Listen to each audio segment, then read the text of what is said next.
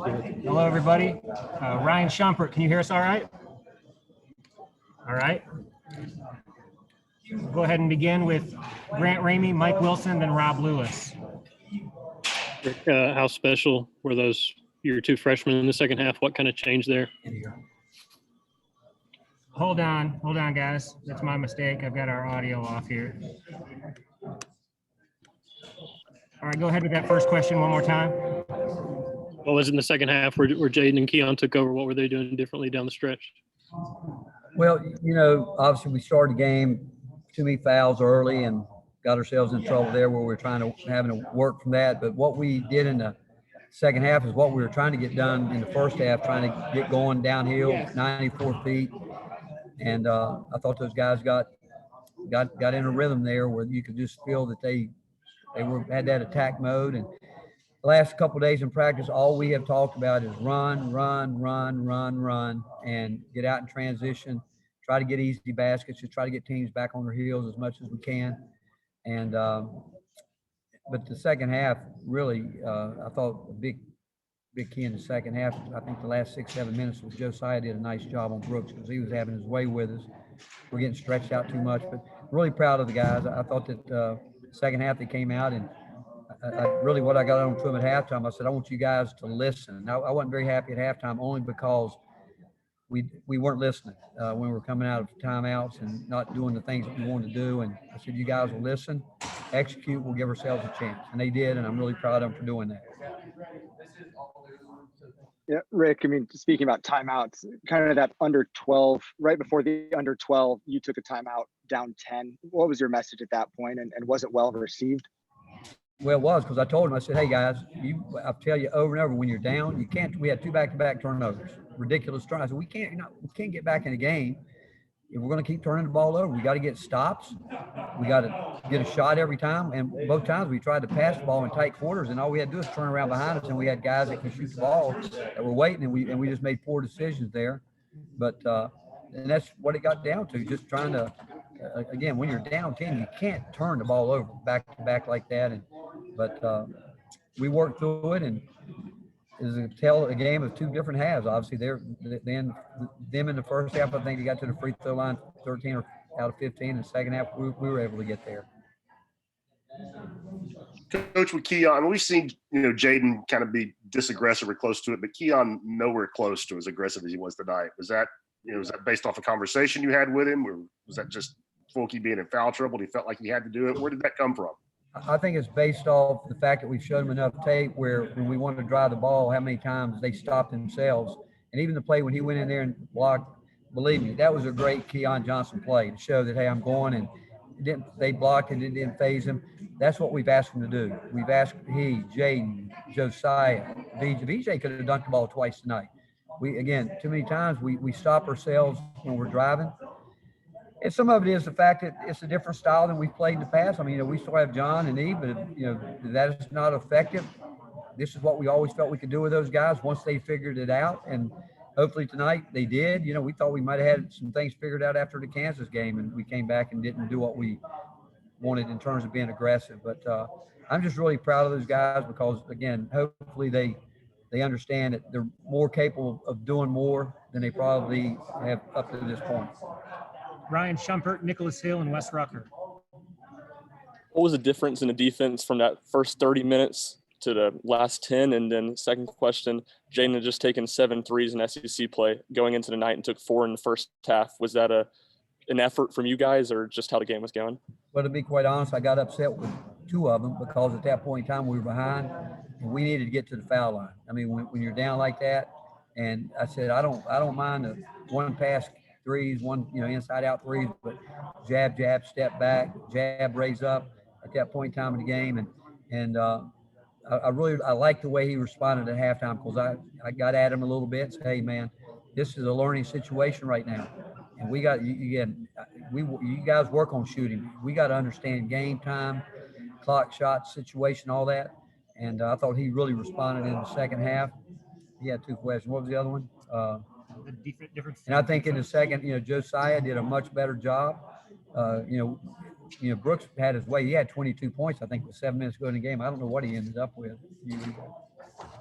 But 23. he ended up with 23, but Josiah was big on, he and E. Pons both on the other end were big.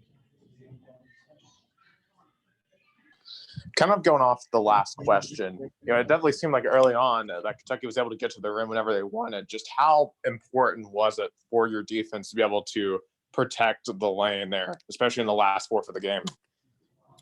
Well, they got there, we got in foul trouble, and they're a well-coached team. I mean, when you get to the double bonus as quick as they did, I mean, you're going to drive the ball, and it puts you back on your heels on the defensive end where I'm saying, hey, we can't keep giving them foul shots. We got to make them earn some things, and that makes you a little bit tentative. And, we had some guys, we played guys, and but I think you got to give them some credit for that too. They were doing it, but we're getting spread out a little bit too much, more than we wanted to be.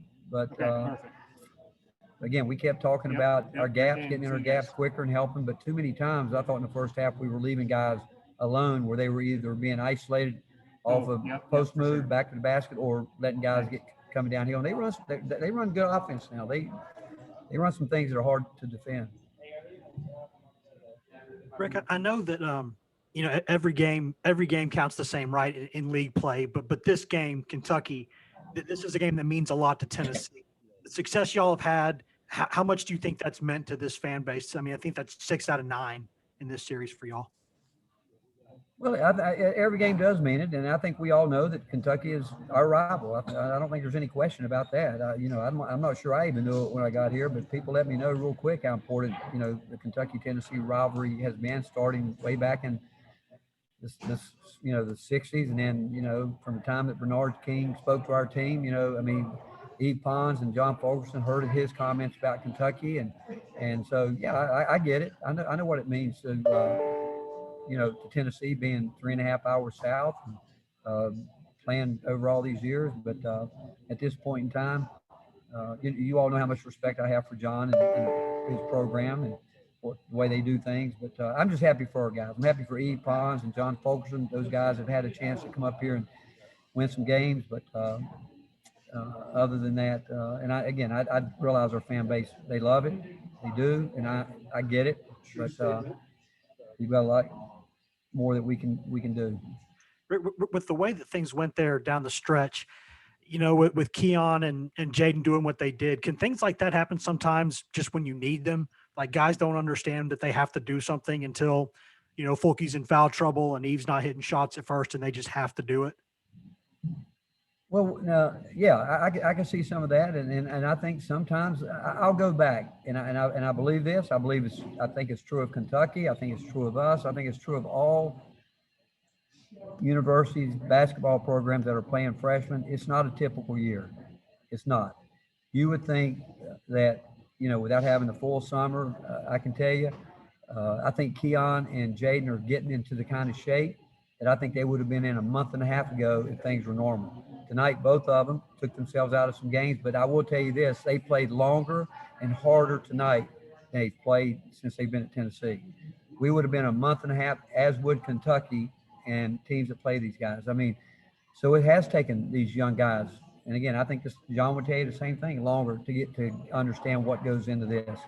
But tonight, those guys did play through fatigue, which they haven't always done that. They've been willing to take themselves out.